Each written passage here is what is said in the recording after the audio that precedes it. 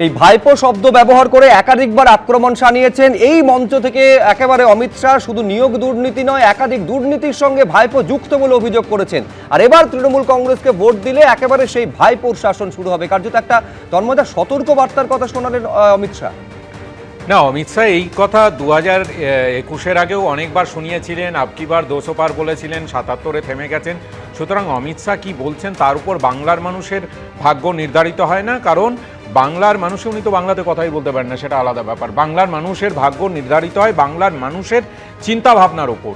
এখন উনি যে অভিযোগগুলো করেছেন, আমার বক্তব্য হচ্ছে সেই অভিযোগগুলো যদি নিজে আগে আয়নায় নিশ্চয়ই সকালবেলায় মুখ দেখে এসে তারপরে বক্তব্য শুরু করেছেন, সেই অভিযোগগুলো যদি নিজেদের ক্ষেত্রে হয় তাহলে তখন ওনার কি বক্তব্য? উনি পরিবারতন্ত্রের কথা বলেছেন, সেক্ষেত্রে জয় শাহ সম্পর্কে কি বক্তব্য, অনুরাগ ঠাকুর সম্পর্কে কি বক্তব্য, কৈলাস বিজয়বর্গীয়র ছেলে সম্পর্কে কি বক্তব্য?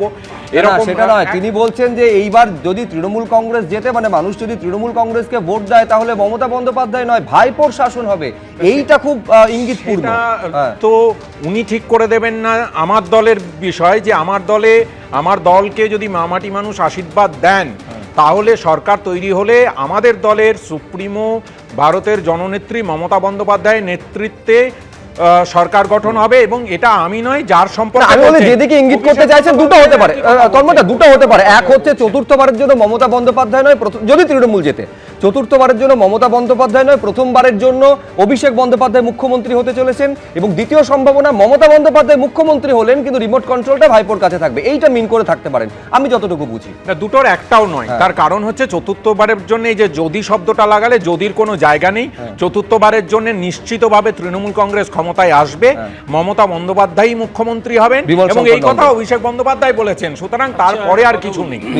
অমিত শাহ না হয় বাংলা বলতে পারেন না, তো তৃণমূল কংগ্রেস যারা করে এই টেলিভিশন চ্যানেলে বলতে আসে বা মাঠে ময়দানে বক্তৃতা দেয়, আমি নিশ্চিত তাদের 99.9999% তারা গুজরাটি বলতে পারে। তো কি হলো তাতে? কিচ্ছু যায় আসে না। বাঙালি অস্মিতার কথা বলে যারা রাজ্যসভায় কাদের পাঠিয়েছে আপনি বলুন, কটা বাঙালি আছে কোয়েল মল্লিক ছাড়া? লোকসভা নির্বাচনে কাদের দিয়েছিল? কীর্তি আজাদ কোন বাঙালি? আমি বাঙালি অবাঙালি করি না, ওরা করে, ওই জন্য ওদের কাছে প্রশ্ন, ওরা দাঁড় করাতেই পারে, ওদের অধিকার রয়েছে। তাহলে বাঙালি অবাঙালি এই যে আর্টিফিশিয়াল ডিভিশন করা বন্ধ করতে হবে, কারণ এর নাম হচ্ছে ভণ্ডামি। এক।